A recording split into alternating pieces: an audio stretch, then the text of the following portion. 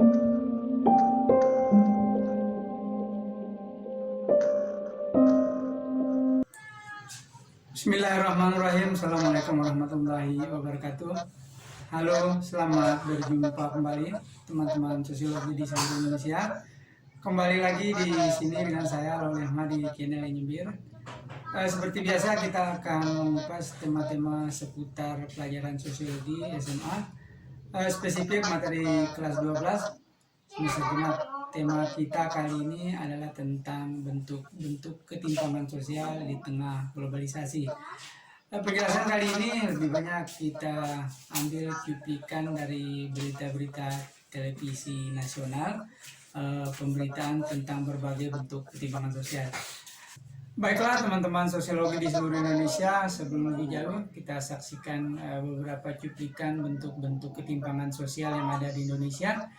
Melalui kesempatan ini saya berharap semoga kita dalam kondisi terbaik kita, sehat walafiat, berbahagia, dan tentunya tetap semangat untuk melakukan aktivitas-aktivitas kita.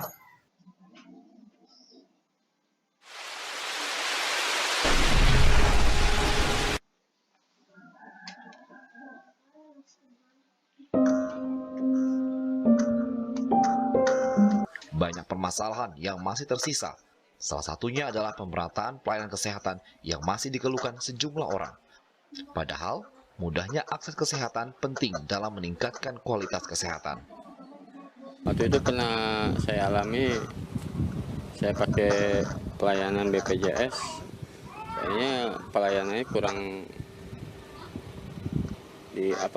diperhatikan, iya kurang diperhatikan. Waktu itu apa Bapak? Mohon maaf kena sakit atau karena apa? Karena lahiran ini anak saya ini istri. Dicuekin gitu Pak ya? Iya dicuekin, jadi akhirnya saya pakai yang umum aja tanpa besar, Pak, ya? Lebih besar biayanya. Kurang baik sebetulnya untuk pelayanan masyarakat yang terutama yang kurang mampu ya. Andai kata pemerintah selama ini gemar-gemor sebetulnya sih udah baik, cuma ternyata di lapangan kurang. Yang Bapak alamin apa? Yang saya alamin, anak saya sendiri waktu itu jatuh dari motor. Jadi dia di rumah sih ada kartu itu BPJS. Cuman setelah masuk ke rumah sakit ya mungkin rumah sakit tertentu mungkin ya karena itu mungkin nggak menyediakan BPJS itu, jadi agak sulit buat kami. Timpangan juga terlihat di tingkat provinsi. IPM ibu kota negara masih tertinggi, sedangkan Papua memiliki IPM terendah, yakni 59,09. Hal ini tentunya tak terlepas dari pembangunan yang tak merata.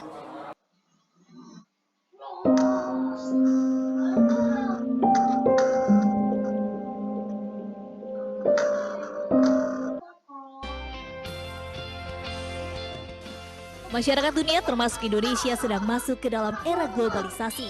Merunut waktu dalam 5 tahun belakangan ini, kita seringkali mendengar kata globalisasi, baik itu dalam media massa ataupun melalui percakapan sehari-hari. Proses saling mempengaruhi adalah gejala yang wajar dalam interaksi antar masyarakat.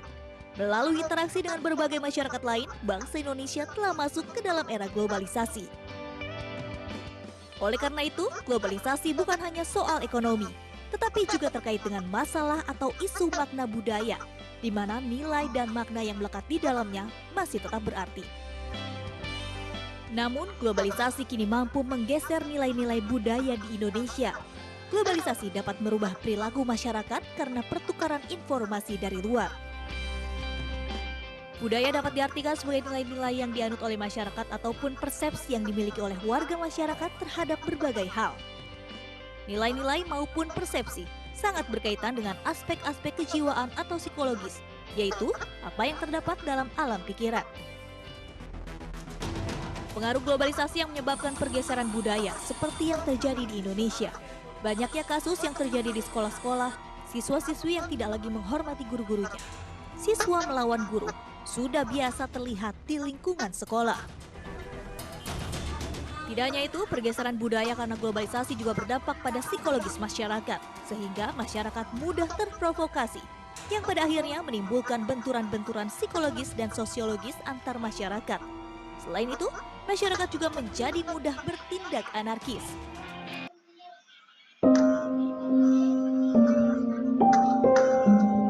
Rasanya saat ini perempuan dan laki-laki udah nggak terasa lagi kesenjangannya.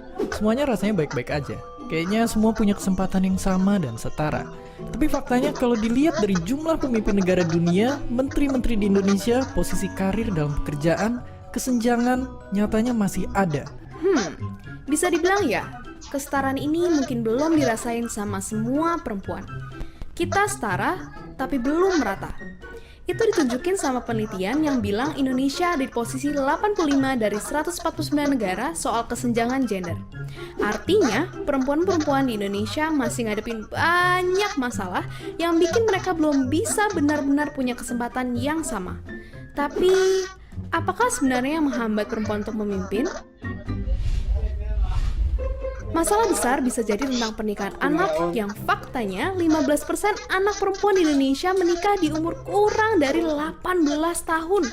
Selain itu aja bahaya untuk kesehatan, itu bikin lingkaran kemiskinan semakin gede karena mereka kehilangan hak buat sekolah, bikin kekuatan ekonomi jadi lemah, sampai nantinya terjebak dalam siklus yang sama dan akhirnya nggak bisa lepas dari kemiskinan yang menjerat sejak lama. Masalah rumit lainnya banyak perempuan hadapi, dari catcalling di jalanan, kekerasan dalam rumah tangga, sampai pemikiran tradisional yang nempatin perempuan dalam kotak pekerjaan domestik rumah tangga.